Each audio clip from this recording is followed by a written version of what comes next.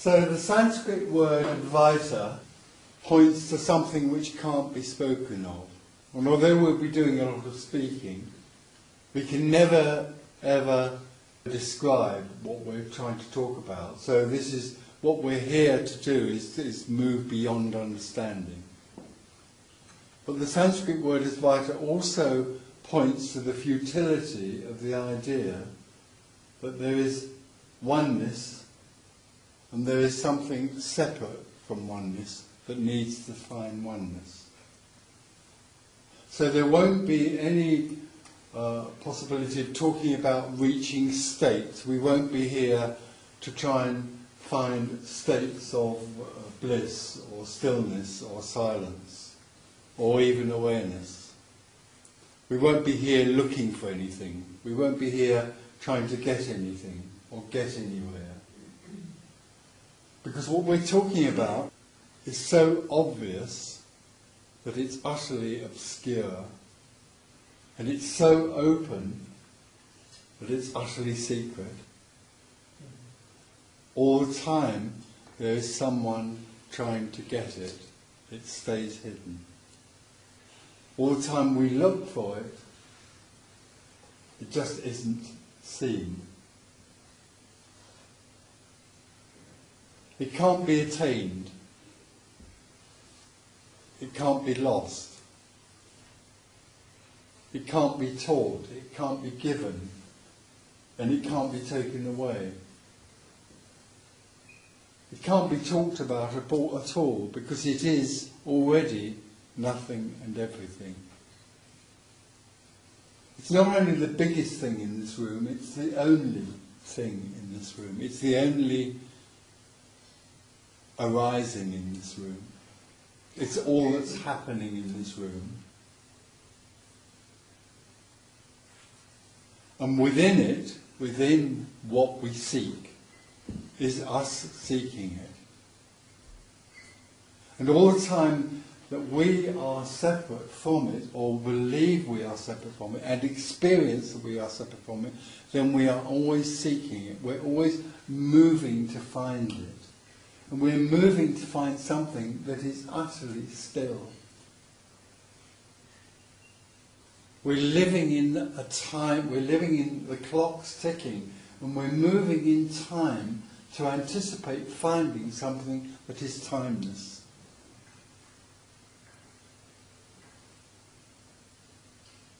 So what we can do together is talk about this, and what can arise is ideas about what this is that may be confused, and also clear ideas can arise which may dispel that confusion.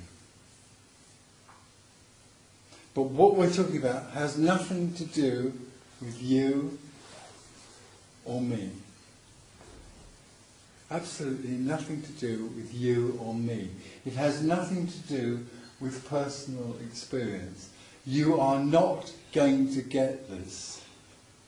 Nobody ever has got this. Because it has to do with there being nobody. I haven't got it. I don't have anything that you don't have. I don't have something you don't have. This is about loss. This is about a total loss. And it's a loss of something we've grown up to believe in. We've grown up to believe that we are individuals, that we are separate individuals. And we've grown up to believe that we have will, free will and choice, and that we can do something about our lives, make our lives work in the world. And in some way or other, the mind seems to help us do that. And we've also grown up believing somewhere that there seems to be something beyond just making our lives work. Some of us are sensitive to the idea that it isn't just about being successful, about being rich and all of that. And so we look in religion, or we look in therapy, or we look in meditation, or we look in self-inquiry, we look in the school of enlightenment for that which will bring us to some sort of wholeness. We know there's something that isn't whole. This isn't it. this isn't quite it. It's slightly out of line. There's something else. Is it enlightenment?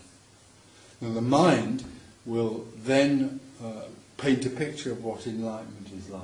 Enlightenment is bliss, omnipresence, omnipower. Everybody loves you, you love everyone.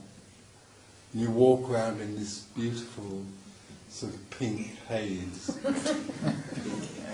And people come to you and they say, I hear you're enlightened. And you say, yes.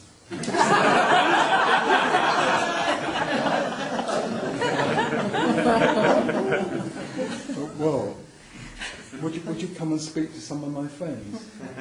Yes, okay. You go and and there's a few friends.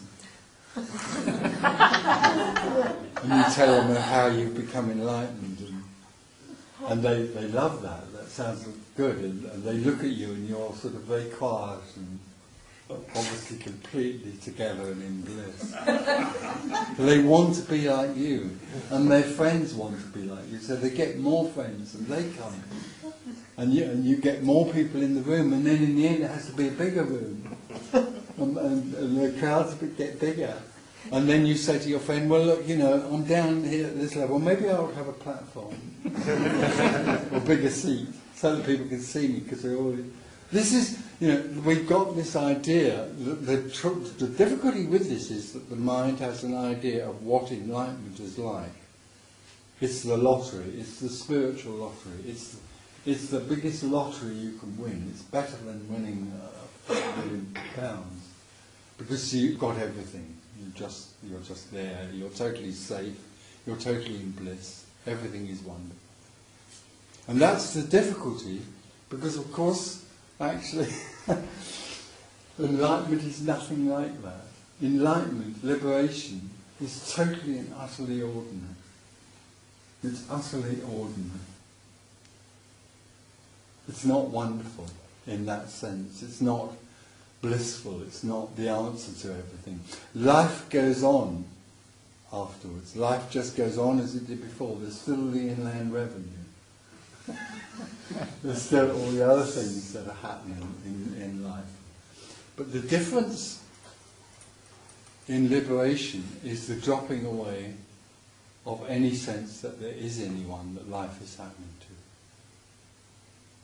Liberation is absence. Liberation is the loss of the individual. And in that loss, in that emptiness of there being no one, that emptiness is filled. That emptiness is also fullness. In nothing, when there is nothing, everything fills nothing. So what we're talking about here, what we're sharing together, is the possibility of you losing your life. The possibility of the dropping away of the sense of there being an individual. And the possibility of realizing that what is happening isn't happening to anyone. What is happening is simply happening in free fall. Life is happening. The difficulty with the description of liberation is that in a way words can't really reach it. The nearest word that I can bring to it is being. All there is being. And another way you could describe it is to say that all there is aliveness. That gets nearer to what we recognise. All there is in this room is aliveness. All there is in this room is what's happening. If you close your eyes, or you don't have to close your eyes, but if you close your eyes, you'll see that all there is are experiences happening. Seeing is happening. Breathing is happening. Hearing this voice is happening. That's all there is, what's happening. And liberation is the realization that there is only what is happening. But there is no one that what is happening to.